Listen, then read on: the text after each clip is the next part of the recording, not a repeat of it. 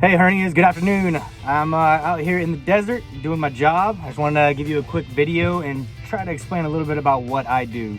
All right, so out here at the National Training Center in Fort Irwin, California, what we do is we take a battle and we take what we call a Blue 4 unit, a friendly unit. Like that would be like anybody that would ever show up to war. So like 1st Cav, 82nd Airborne, 101st, 10th Mountain, any big division or anything brigade and smaller. We take brigade size elements here. That's a full-blown brigade size element training area. So that's 3 combat battalions, or however the brigade is formed up. But what we do is we take them, or they take themselves, and they bring themselves here to Fort Irwin, and this becomes like it's like a mock war area. So it'd be like going to Syria, or it'd be going to Iraq or Afghanistan. Is one of the big things. They got to come through one of the training centers before they're able to go off to actual operations, like going to Korea and manning stuff out there, or going to Syria, or going to Afghanistan, Iraq, all those kind of stuff. So, and then it's also a point to where they can get an evaluation on the brigade level so the brigade, the brigade commander and the brigade sergeant major and each battalion commander, battalion sergeant major, so on and so forth, understand what's going on with their footprint. And that's what we do here. So we actually I don't provide the training. The unit is out here and they're doing their drills and whatnot, and they are fighting an opposing force unit, which is replicated in the 11th ACR, 11th Armored Cavalry Regiment here at Fort Irwin, California. It's one of 3 permanent opposing force OPFOR units in the Army.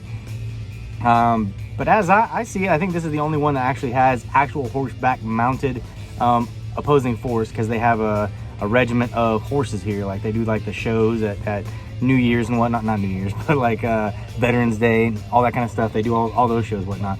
But then they also bring them out here and they have them dress up like Medellin and whatnot. And they come out through the desert and they do caches and they do fights. They do all the normal stuff. They can dress up like a possible enemy combatant, or they can dress up as just cowboys and come out here and try to be like a civilian on the battlefield, just like we have in all wars, right? Or in all conflicts.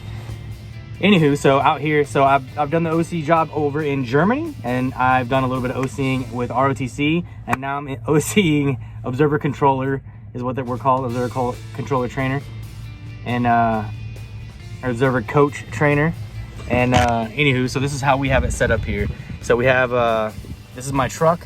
So in my truck, I'm not gonna get out because I don't want to put my Kevlar on, but as soon as I get out of the truck, I gotta put my Kevlar on. So right here is the action packer. It's just like a tough box type thing, and it has all my like goodies. I'll do a rundown inside the truck. I'll just do a quick one right now. I'll do a rundown later on, probably at dinner, on what everything is out here. But so this right here is my action packer. This has like extra kit in it. It has my body armor in case we do live fire, because at the end of this rotation we're gonna do a live fire with all these Bradleys and stuff I'm about to show you. In there is my bag right here. That's all my change of clothes if I get dirty or whatnot. Has my sleeping bag, has my fire thing, my jet boil. Has my jet boil, my butane in there, and all just stuff to sustain myself over there. This right here is just a commo box. This is all my commo down here. So these are all my radios that I talk to. This is when I talk to my platoon on. This one I monitor the company or talk to the company on. So these are the 2 radios that we have in the truck to be able to monitor. There's my hand mic I talk to them on. Ooh, flipped out there. Over here is my cooler. So I have meat in there. Like tonight we're gonna be cooking out fajitas. So I got peppers and tortillas and some carne asada meat stuff in there that I got from the commissary, our little on-post grocery store. Anywho, and then over here I just got a gaggle full of candy, as you see, and then I don't know, just anything I might need. These are cards to say when Bradleys die, Bradleys or any kind of vehicle gets a catastrophic kill, that kind of stuff. So anyway, this is what sustains me. This is how I live.